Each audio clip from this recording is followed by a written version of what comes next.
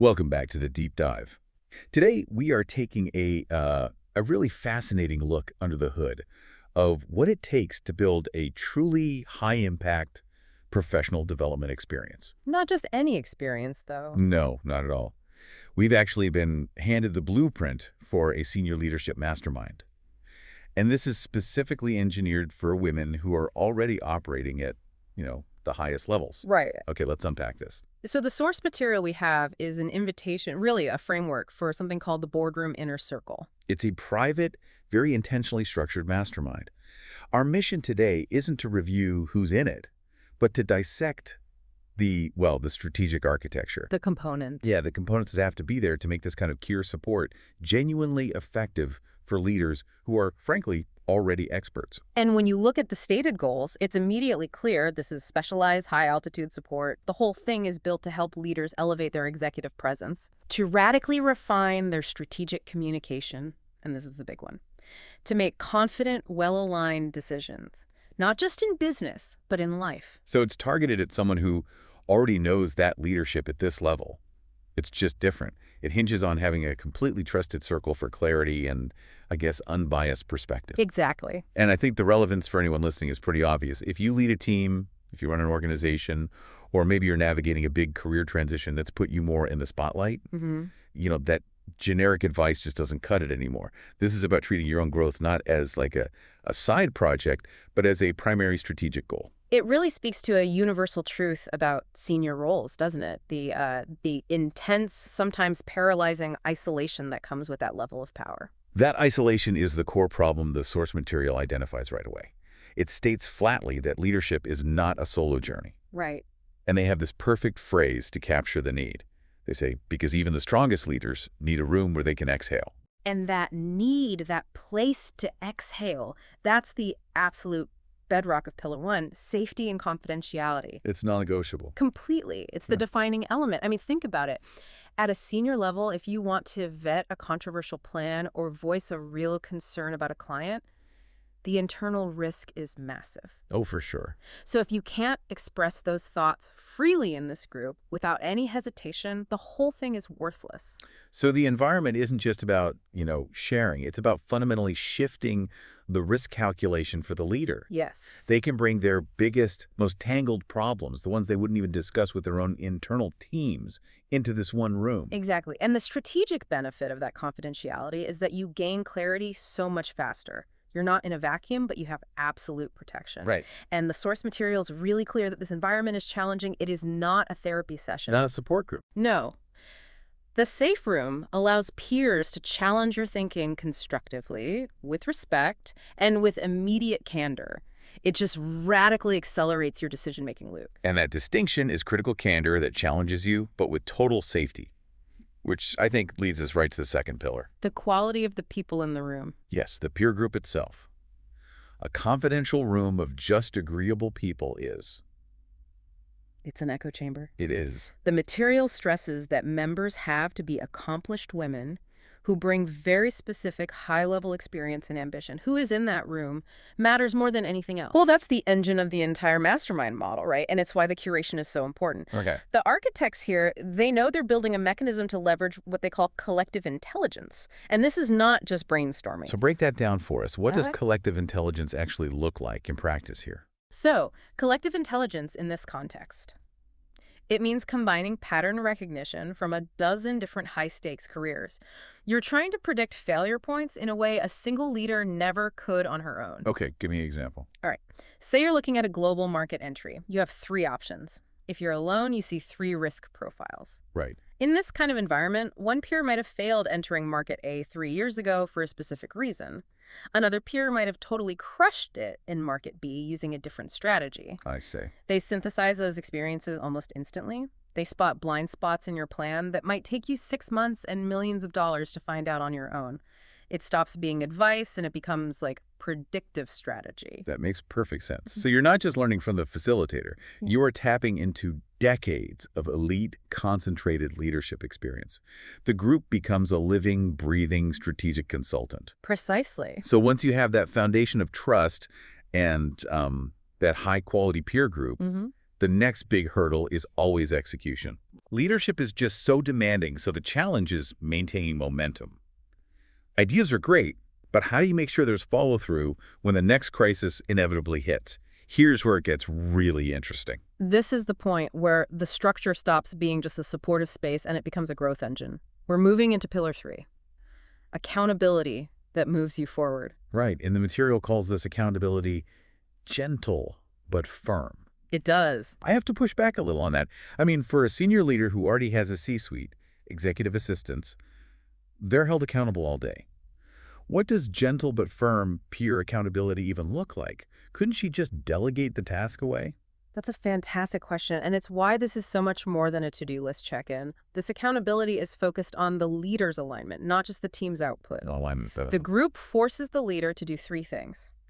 Reassess where they are, relative to their vision, recalibrate their next steps, and recharge with purpose. So it's about institutionalizing self-governance, making sure the leader doesn't let the crisis of the day, the urgent stuff, derail her core values and long-term vision, the important stuff. Exactly. If a leader says her goal is to scale back travel to focus on strategy and then comes back 2 weeks later having booked 3 international trips, Right.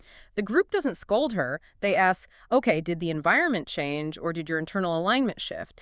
If your vision is still X, what system failed that allowed this to happen? So it's a systemic check-in. It's a systemic check-in on the leader's behaviors and values. It makes sure that purpose-driven leadership isn't just a mission statement, it's a daily practice. And that's a level of support your own internal team just can't provide. There are power dynamics, a lack of perspective. Absolutely not. Which is why this peer accountability is married to Pillar 4, direct access to expert guidance.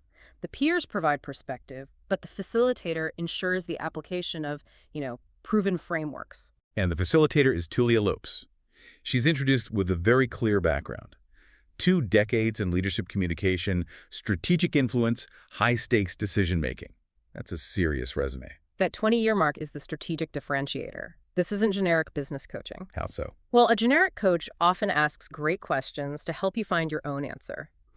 Expert guidance, at this level, often provides the answer, or at least the clearest path, because they've seen and solved this exact high-stakes problem multiple times before. So if a leader is struggling with, say, an internal conflict that's threatening a merger, Right. the facilitator isn't just helping her explore her feelings about it. She's providing a tailored strategic framework, maybe based on a similar negotiation she's actually run herself. That's exactly it. Members get direct, personalized insights. Clear frameworks, it just accelerates learning exponentially. It's the difference between navigating a forest with a map and compass, that's the peer accountability, and flying over it with a seasoned pilot, that's the expert guidance. You need both, but the pilot makes sure you miss the turbulence and clear the highest peaks. That combination is structurally, it's incredibly robust. It is. So moving on to the outcomes, we get to Pillar 5, which is all about strengthening the leadership voice. This is about turning all that internal clarity they've been building into real external influence, executive presence. And presence and influence are the currency of senior leadership, but they can be so hard to measure or even to practice safely. Which is why the source material calls the circle both your practice ground and your launch pad. Exactly. But a practice ground implies it's okay to fail. And leaders at this level don't have a huge margin for error. So how does the structure allow for practice without, damaging their professional standing? Because the practice is highly structured and it's peer-reviewed, the goal isn't just to talk about influence, it's to internalize it. The structured conversations make sure members are constantly refining how they articulate their vision with total clarity, how they navigate really complex, emotionally charged conversations with calm confidence. That they're rehearsing. They are rehearsing influence in a high-stakes, yet totally protected environment. So when they do step onto the real public stage, that calm authority is just automatic. It's second nature. And that process, that refinement and practice, that all accumulates into the final benefits listed, a renewed sense of clarity, of purpose, and direction. Yes, and the community reinforces it all. A group that sees you, supports you, but also actively challenges you to rise. It's an engineered environment for continuous elevation. Which brings us to the final and maybe most strategic piece of the architecture, the exclusivity. Right. The circle is intentionally limited in size. And this isn't just a marketing ploy. It is a strategic decision to preserve the integrity of the first 2 pillars, intimacy, trust, and quality of input. I think we need to analyze the psychology of that for a second.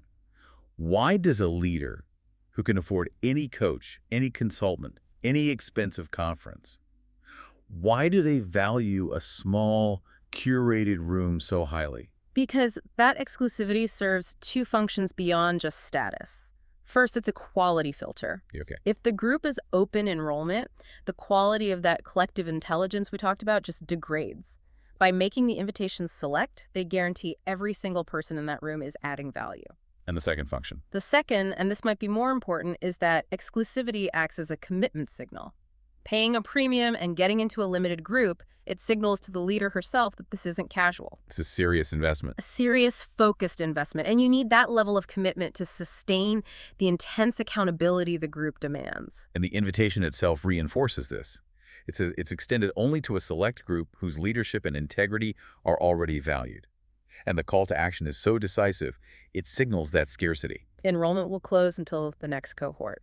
Exactly. And if you want in, you just reply with the word boardroom. That one word, that's the commitment mechanism. There's no long application. It's just a direct, immediate signal that you are ready to claim your seat. So what does this all mean?